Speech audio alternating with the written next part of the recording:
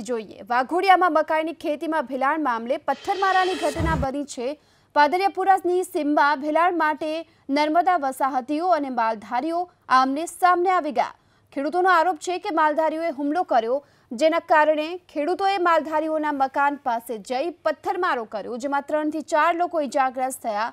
હાલમાં વાઘોડિયા પોલીસે બંને પક્ષો સામે અરજી કરી અને વધુ કાર્યવાહી હાથ ધરી છે, પરંતુ માલધારીઓ અને ખેડૂતો વચ્ચે થયેલા પથ્થરમારાની ઘટના હાલ સામે આવી છે। તેનો વિડીયો વાયરલ થયો છે। મકાઈની ખેતીમાં ભેલાણની બાબતને લઈ આ બંને જૂથો આમને સામને આવી ગયા હતા। પથ્થરમારો થયો, લાકડીઓ ફટકારતા હોય એ પ્રકારનો વિડીયો પણ વાયરલ થયો છે। 3 થી 4 લોકો ઇજાગ્રસ્ત થયાના સમાચાર સામે આવી રહ્યા છે અને પોલીસે હાલ તો આ સમગ્ર મામલે તપાસ હાથ ધરી છે।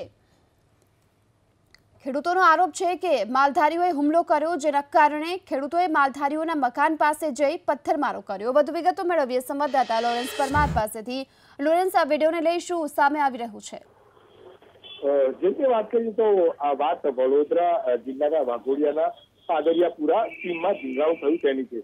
જે મકાઈના ખેતી અને તે ખેતરમાં જે છે નર્મદા વસાહતના લોકો, ત્યાં માલધારીઓ એકત્ર થયા હતા અને તેમની વચ્ચે જે ખેડૂતોની વચ્ચે જે આમને સામને વાતચીતની અંદરથી આ મામલો વધુ ઉગ્ર બન્યો અને બંને બાજુના જે લોકો જૂથબંધીમાં આમને સામને લાકડીથી મારામારી સાથે પથ્થરમારો કરવા માટે લાગ્યા અને જેને લઈને બંને કહી શકાય કે આસપાસના ગામના લોકો પણ ત્યાં ઉપસ્થિત થયા હતા। જો કે વાઘોડિયા પોલીસને આ મામલે જાણકારી થતા અત્યારે વાઘોડિયા પોલીસ ઘટના સ્થળે પહોંચી હતી અને તેમણે મામલાને શાંત પાડ્યો હતો, પરંતુ જે રીતની સ્થિતિ જોવા મળી, છૂટા હાથની મારામારી અને લાકડીઓ વડે બંને જૂથો એકબીજા ઉપર જે વાર કરી રહ્યા હતા, જેને લઈને અત્યારે પણ ત્યાં વાતાવરણ તંગ છે। પાદરિયાપુરામાં અત્યારે પોલીસનો પહેરો લાગી ચૂક્યો છે। જી આભાર આપનો આ સમગ્ર માહિતી બદલ। તો સામે પથ્થરમારાની ઘટનાને લઈ હાલમાં તો પોલીસે આ અંગે વધુ તપાસ હાથ ધરી છે।